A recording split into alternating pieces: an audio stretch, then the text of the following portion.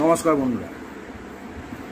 বন্ধুরা আপনারা দেখছেন আমার চ্যানেল মিউজিক ইলেকট্রনিক্স টিপস। তো বন্ধুরা, আমি আজকে আপনাদের একটা মিউজিকের সম্বন্ধে বলছি যেটা রিলিজ হয় 1946-এ। ঠিক আছে, আমাদের ভালো সিঙ্গার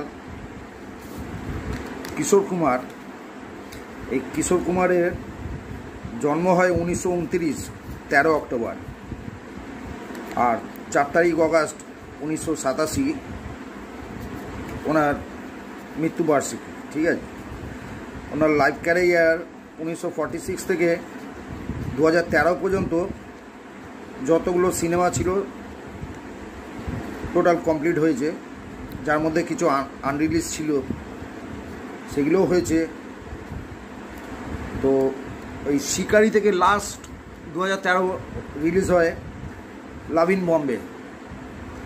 তো এই কিশোর কুমারের যে প্রথম বইটা 1946-এ, তার ডিরেক্টর ছিল সাবাক বি ওয়াচা, মিউজিক ডিরেক্টর ছিল এস.ডি. বর্মন, অনিলচন্দ্র সেনগুপ্ত।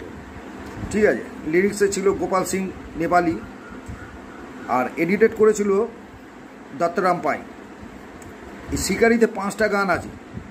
5টা গানের মধ্যে একটা গান ও রঙ্গিলা ও রঙ্গিলা, এটা কিশোর কুমার,